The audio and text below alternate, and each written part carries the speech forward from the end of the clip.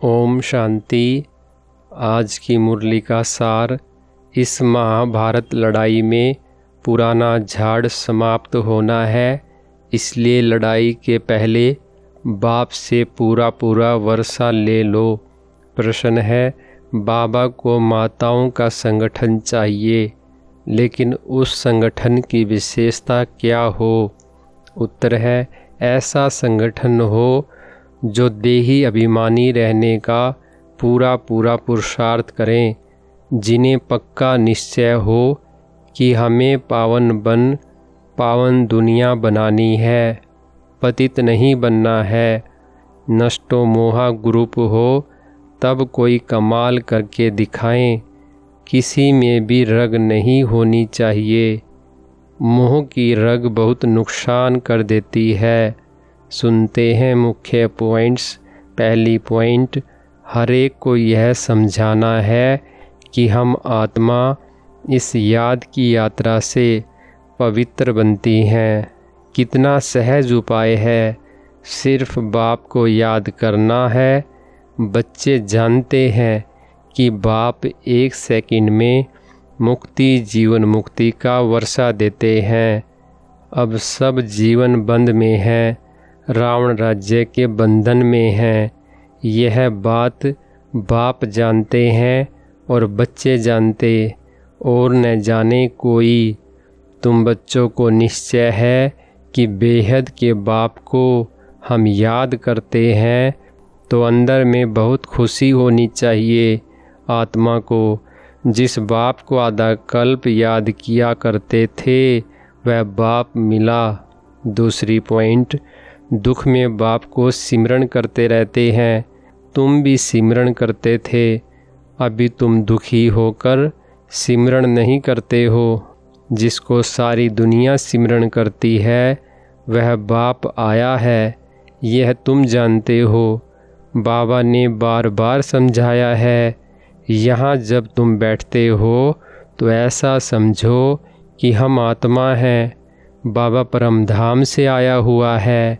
कल्प कल्प अपने वायदे अनुसार आता है। बाबा की यह प्रतिज्ञा है कि तुम जब पुकारेंगे और आधा कल्प जब पूरा होता है तो मुझे आना पड़ता है। तीसरी पॉइंट, शिव बाबा भी कहते हैं कि मैं साधारण तन में आया हूँ, कल्प पहले मुआफिक। यह भूलना नहीं चाहिए। माया ऐसे बाबा की याद भुला देती है जिससे पतित से पावन बनना होता है। सिख लोग भी गाते हैं, सत श्री अकाल।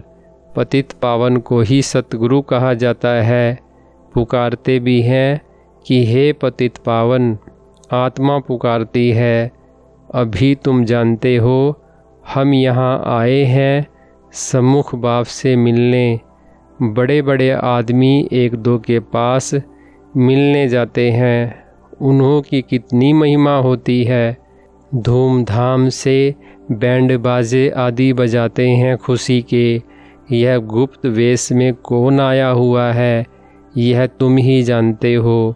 उनको कहा जाता है दूर देश का रहने वाला मुसाफिर। चौथी पॉइंट, तुम जानते हो हम आत्माएं परमधाम की रहने वाली हैं। यहाँ मुसाफिर बन आए हैं पार्ट बजाने। एक एक अक्षर जो बाप समझाते हैं दुनिया में कोई नहीं जानते। तुम बाप से सुन रहे हो, वह अच्छी रीति धारण करना चाहिए। बाप समझाते हैं तुम सब मुसाफिर हो इस कर्म क्षेत्र में। हम शांति धाम के रहने वाले हैं, फिर यहाँ टोकी वर्ल्ड में आते हैं। हम शांति धाम के मुसाफिर हैं, 84 जन्मों का पार्ट यहाँ बजाते हैं। आखिर यह अंत का समय है तो बाप आए हुए हैं पुरानी सृष्टि को नया बनाने।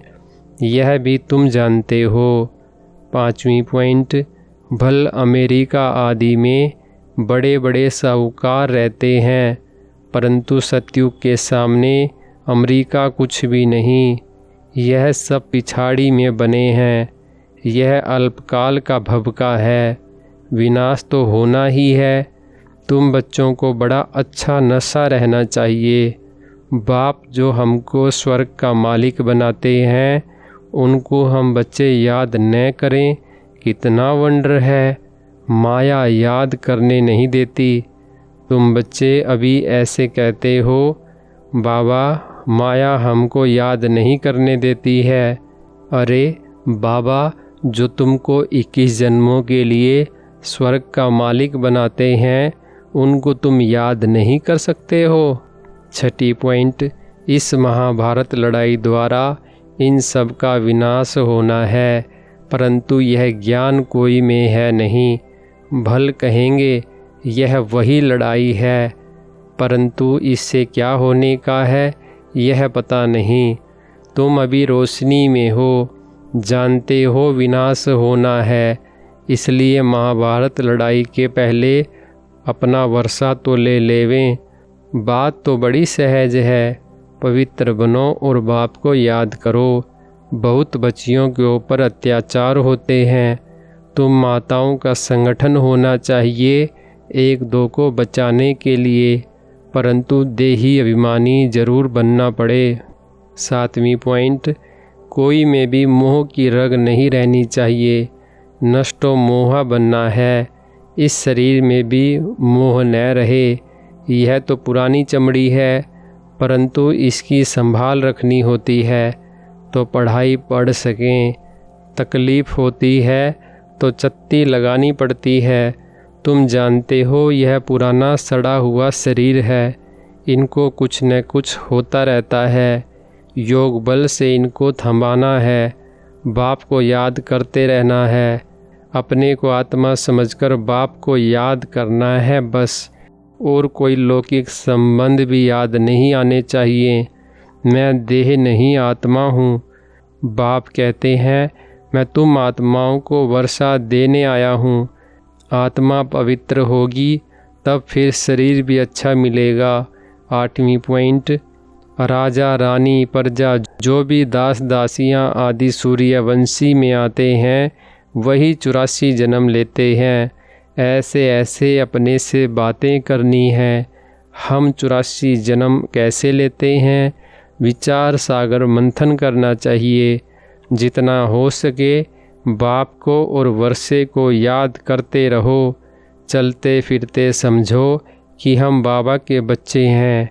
कोई भी मिले तो उनको बाबा का परिचय देना है। इन चित्रों में सारी नॉलेज है, सब बताना है। बाबा आया हुआ है ब्रह्मा तन में। हम सब ब्रह्मा कुमार कुमारियां हैं ना। हम बीके को स्वर्ग का मालिक बनाने बाबा आया हुआ है। 9वीं पॉइंट, तुम जानते हो बाबा हमको पढ़ा रहे हैं 21 जन्म के लिए। फिर हम अपने पैरों पर खड़े रहेंगे। जितना पढ़ेंगे उतना ऊंच पद पाएंगे। राधे के भक्त होंगे तो कहेंगे राधे हाजिरा हजूर है। जिधर देखो राधे ही राधे है, श्री कृष्ण ही श्री कृष्ण है, शिव ही शिव है। यह गुड़ गुड़धानी कर दी है। ईश्वर राधे श्री कृष्ण सब सर्वव्यापी है। यह सब ईश्वर के रूप हैं। भगवान ने यह रूप धारण किए हैं। जिधर देखो उधर तू ही तू है, बिल्कुल ही बेसमझ बन पड़े हैं। 10वीं पॉइंट, मैं आत्मा हूँ। पहले तो यह निश्चय करो बाबा को याद करना है।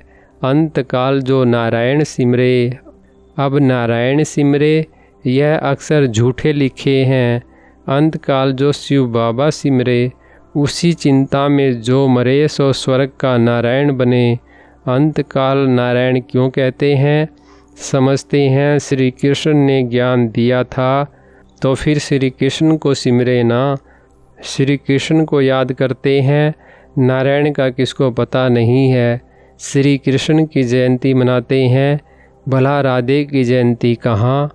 श्री कृष्ण का जन्म मनाते हैं, नारायण का कहाँ है? वर्ल्ड के किंग क्वीन लक्ष्मी नारायण का किसको पता ही नहीं। वरदान है, मास्टर नॉलेजफुल बन, अनजानेपन को समाप्त करने वाले, ज्ञान स्वरूप योग युक्त भव, विस्तार है, मास्टर नॉलेजफुल बनने वालों में किसी भी प्रकार का अनजानपन नहीं रहता। वह ऐसा कहकर अपने को छुड़ा नहीं सकते कि इस बात का हमें पता ही नहीं था। ज्ञान स्वरूप बच्चों में कोई भी बात का अज्ञान नहीं रह सकता, और जो योग युक्त हैं उन्हें अनुभव होता जैसे कि पहले से सब कुछ जानते हैं। वो यह जानते हैं कि माया की छम छम रिमझिम कम नहीं है। माया भी बड़ी रौनकदार है, इसलिए उससे बचकर रहना है। जो सभी रूपों से माया की नॉलेज को समझ गए, उनके लिए हार खाना असंभव है। स्लोगन है, जो सदा प्रसन्नचित है वह कभी प्रसन्नचित नहीं हो सकता। अच्छा, ओम शांति।